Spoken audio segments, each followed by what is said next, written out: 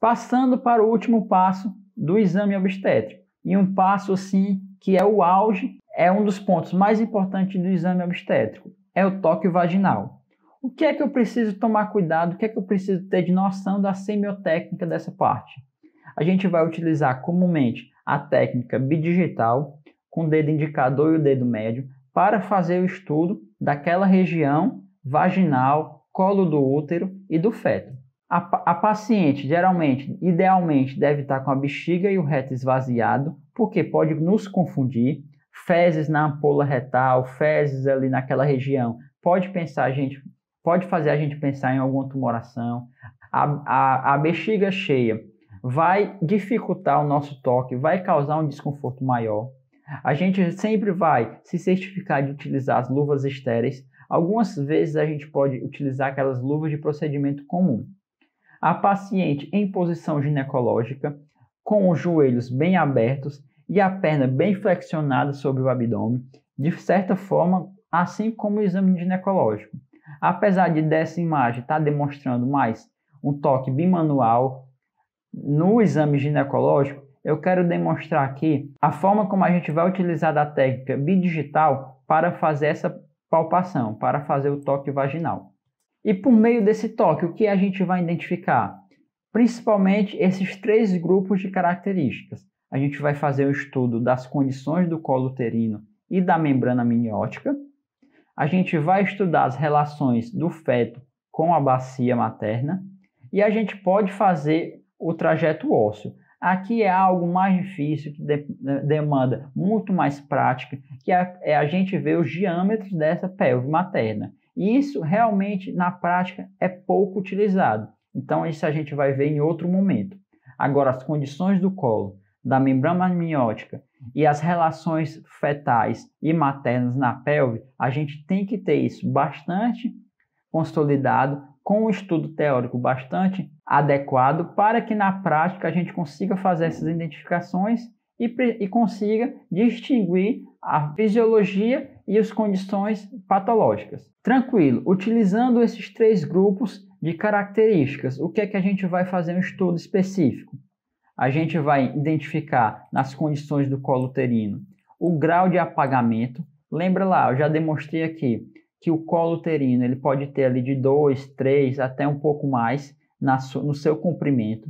De acordo com que o útero vai contraindo, ele vai fazendo o apagamento, ele vai diminuindo o comprimento do útero. Isso a gente chama de apagamento ou esvaecimento. A gente vai estudar também o grau de dilatação do colo do útero, como está a posição desse colo do útero, porque ele vai tendo a ficar mais anteriorizado com o decorrer do trabalho de parto. A gente vai identificar a consistência desse útero e a integridade da bolsa amniótica, das membranas amnióticas, se já estão com a bolsa rota ou a bolsa íntegra. Em relação à apresentação fetal e materna, a gente vai confirmar o que a gente já fez lá na manobra de Leopold. A gente identificou lá que a apresentação era cefálica e por meio do toque bidigital a gente vai confirmar a cabeça do feto na pelve materna. A gente vai ver o quão alto ou baixo está essa apresentação, vai identificar por meio de uma linha de referência, que é a sutura sagital do polo cefálico, para que lado está a cabeça fetal. Isso a gente caracteriza a variedade de posição. A gente pode identificar também, necessitando um pouco mais de prática, o grau de flexão e deflexão da cabeça fetal na pelve materna. E, por fim, o grau de assinclitismo, saber se a cabeça fetal ela está um pouco lateralizada para um lado ou para o outro. Dessas características, o que é que eu vou chamar mais atenção? Para o grau de apagamento e esvaecimento do colo, o quanto o colo está fino. Para o grau de dilatação do colo uterino, quanto está aberto. Para a posição do colo, se é um colo que está muito posteriorizado ou se já está favorável à passagem do feto quando ele fica mais anteriorizado. A consistência, se já está um colo amolecido. A altura dessa apresentação, se eu faço o toque e eu tenho que penetrar muito o dedo para identificar a cabeça fetal, é um toque alto. Se eu, com pouco de penetração, eu já consigo identificar a cabeça fetal, é uma apresentação mais baixa. A integridade da bolsa e o tipo de apresentação.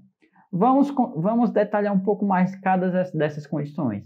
Em relação às condições do colo uterino, portanto, o apagamento, a dilatação, a orientação e a consistência. 4 características do colo em que eu vou avaliar no toque vaginal. Como é que se dá a mudança dessas características?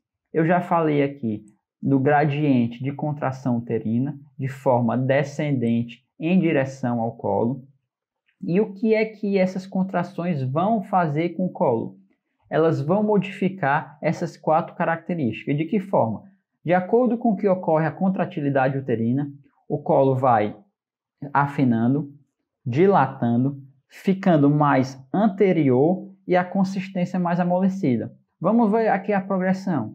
Então, aqui eu tenho um colo grosso, portanto, muito com a espessura normal, fechado, muito provavelmente posterior, e um colo de consistência mais endurecida, um colo normal. Essas contrações elas vão ficando cada vez mais frequentes, uma mais perto da outra, com uma intensidade cada vez maior.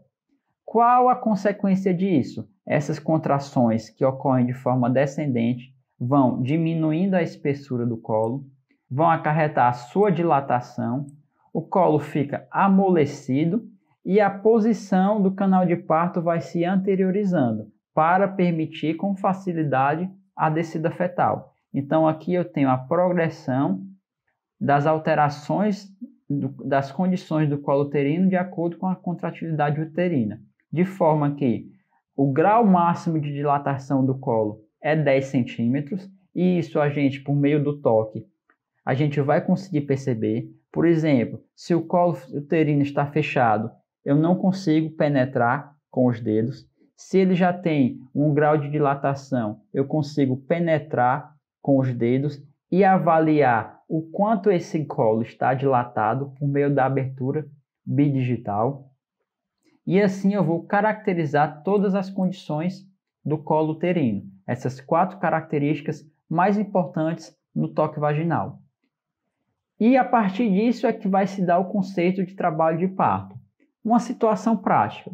Chega uma gestante, 39 semanas e 3 dias. Ela está referindo que tem dor no baixo ventre.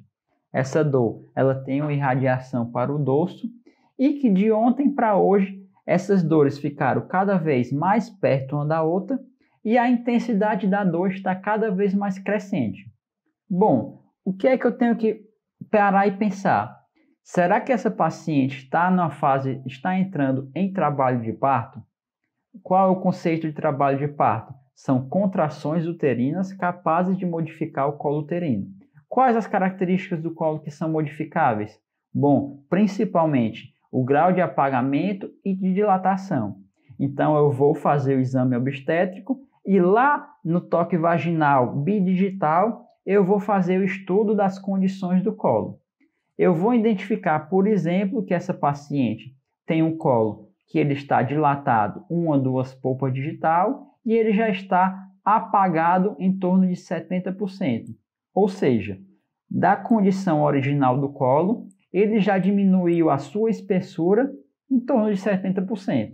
Então, eu tenho que essa paciente está com dor pela contração uterina, então ela tem contração uterina e ela já tem alteração do colo. Ou seja, essa paciente está em franco trabalho de parto. Essa paciente já está próxima a ter um parto vaginal de acordo com as condições obstétricas. Tranquilo. Para facilitar o entendimento, eu tenho aqui um colo que ele está um colo pouco apagado, ele tem um colo um comprimento quase normal, um colo fechado, muito provavelmente posterior e com a consistência mais firme. De acordo com as contrações uterinas, que são descendentes, são no intuito de empurrar o feto e trabalhar o colo. Esse colo se dilata, ele afina, ele fica mais anterior e de consistência amolecida, até que se forme o canal de parto com a dilatação máxima de 10 centímetros. Aqui, para ilustrar, numa situação mais precoce, o colo aqui na sua consistência, na sua posição mais posteriorizado, de forma espessa e fechado. De acordo com as contrações uterinas, o que é que acontece? O colo fica muito fino, observe aqui o tamanho desse colo de espessura, com esse colo do canal de parto completamente dilatado, com o colo numa espessura mais ou menos dessa membrana. Então observe, você vai fazer a palpação do colo e às vezes você vai sentir essa espessura, esse tamanho. Com a progressão do trabalho de parto, você identifica um colo muito fino, um colo muito apagado, muito esvaecido. Você vai colocar os dedos e vai medir o grau de dilatação máximo. Assim que você coloca os dedos, você tem muita facilidade para encontrar o colo. Então ele já está anteriorizado. Às vezes você tem que penetrar muito, tem que baixar um pouco o útero para identificar quando esse colo está muito posteriorizado. Então o canal de parto já está se formando. Eu tenho aqui, portanto, a progressão do trabalho de parto. Tranquilo, as condições do colo do uterino estão estudadas. Agora eu vou identificar, quando esse colo está aberto, as condições da membrana amniótica. Qual é a condição ideal para eu fazer essa avaliação? Quando a queixa da paciente for perda de líquido. Muitas vezes a paciente entra em trabalho de parto e lá para os 7, 8 centímetros, ela tem um rompimento da bolsa das águas, da bolsa amniótica, com essa perda de líquido no tempo oportuno, no tempo certo. Entretanto, algumas pacientes, por alguns motivos, elas podem ter a ruptura dessa bolsa amniótica com essa perda de líquido, mesmo na ausência de contrações uterinas. O que é que eu vou avaliar, portanto, no toque digital? Eu vou avaliar as condições do colo e as condições da membrana. No toque, o que é que eu posso perceber? Se o colo estiver dilatado, eu consigo fazer o toque mais profundo da cavidade e eu vou observar, as membranas estão lisas, eu consigo perceber que as membranas estão íntegras. Eu não consigo, por exemplo, perceber couro cabeludo na apresentação cefálica ou as pregas genitais na apresentação pélvica. E com isso eu consigo identificar se já existe a ruptura dessas membranas ou se elas ainda estão íntegras. Nesse ponto, o que é que eu quero chamar a atenção? É importante, diante da queixa de perda de líquido, a gente fazer a diferenciação entre a perda de líquido amniótico e a perda do tampão mucoso. O que é o tampão mucoso? Ora, durante a gestação, naquela região ali do canal do colo uterino, existe um aumento da secreção, uma secreção mais viscosa, uma secreção mais espessa, na forma de tampão para proteger a cavidade uterina. Por exemplo, aqui na cavidade vaginal existem micro-organismos que são normais para a flora vaginal. Entretanto, eles não podem ascender porque eles podem acarretar alguma infecção dessa membrana, o que a gente chama de corioamnionite. Então, esse tampão serve, por exemplo, de proteção. Com o aumento da contratilidade uterina, esse tampão ele consegue ser expulso. Por isso, eu tenho que ter cuidado de diferenciar a perda de líquido e a perda do tampão mucoso. Eu tenho que perguntar, eu tenho que questionar nessa anamnese dessa paciente se o que ela perdeu foi líquido claro que escorre pela perna em grande quantidade, ou então se foi a perda de uma secreção consistente, com uma rasga de sangue muito discreta, em algo mais gelatinoso, do tipo com uma cor de clara de ovo. E assim eu consigo fazer a distinção se é líquido amniótico ou tampão mucoso. Então, até agora, no toque digital, eu estou identificando as condições do colo, aquelas 4 características, e as condições da membrana amniótica, se ela está rota ou se ela está íntegra. Agora eu vou para aquela outra seção de avaliação no toque bidigital. O que é que eu vou avaliar? A relação entre a apresentação fetal, por exemplo, entre a cabeça e entre a pelve materna. Portanto, eu vou avaliar se a apresentação é cefálica, pelas características que a gente já conversou, é uma superfície dura, arredondada, lisa, que não é compressível, não é redutível. Eu posso identificar com o toque a presença da sutura sagital, que vai identificar o grau de variedade de posição. Eu posso identificar até a presença das fontanelas. Ou não, é uma apresentação pélvica porque eu identifiquei por meio do toque os ossos longos, eu identificando o fêmur, a tíbia, o joelho ou até a própria pelve fetal.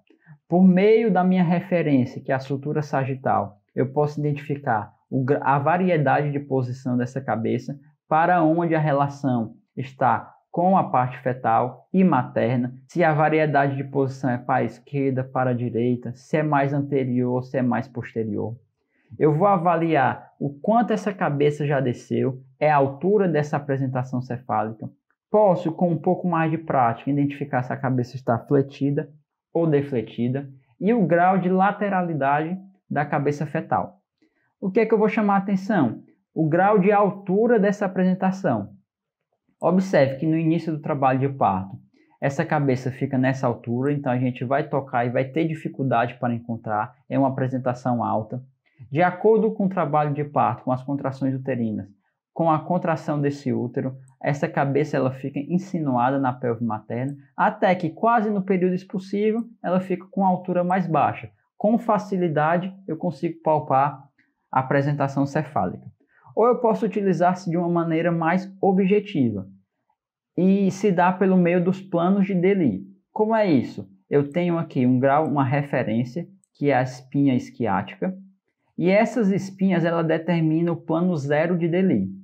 Então, por meio da palpação, eu posso tentar identificar essas espinhas isquiáticas, e se a cabeça materna estiver na altura das espinhas isquiáticas, eu indico que ela está no plano zero de Delis. Ou então, ela está 3 centímetros para dentro, 3 centímetros depois do plano zero. Portanto, a cabeça está na altura menos 3 do plano de Delis. E assim eu consigo, de forma mais objetiva, avaliar o grau de altura dessa apresentação. Portanto, um resumo, uma retrospectiva. Pelo toque vaginal, a gente vai avaliar 3 grupos de características principais: as condições do colo e da membrana, a relação da apresentação fetal com a bacia e o trajeto ósseo que fica para a próxima ocasião. As condições do colo uterino, eu tenho 4 características principais. O grau de apagamento ou esvaecimento, que nada mais é a espessura desse colo uterino, o comprimento desse colo uterino. O grau de dilatação, que é o grau de abertura do colo. A orientação ou posição do colo, se ele é um colo mais difícil de ser palpável, portanto ele é posteriorizado, ou então ele já está mais anteriorizado, com facilidade eu consigo fazer o toque bidigital. E a consistência, se é algo mais já amolecido, porque o trabalho de parto já vem acontecendo.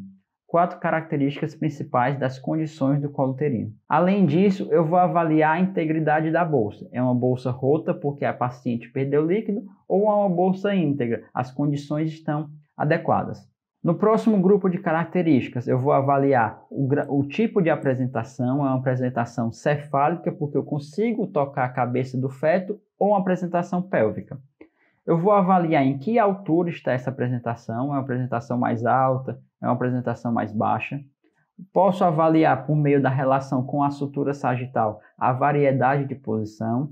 De acordo com a parte fetal, a parte da cabeça fetal que eu palpo, eu identifico o grau de flexão, de deflexão e a lateralidade dessa cabeça, o grau de assinclitismo.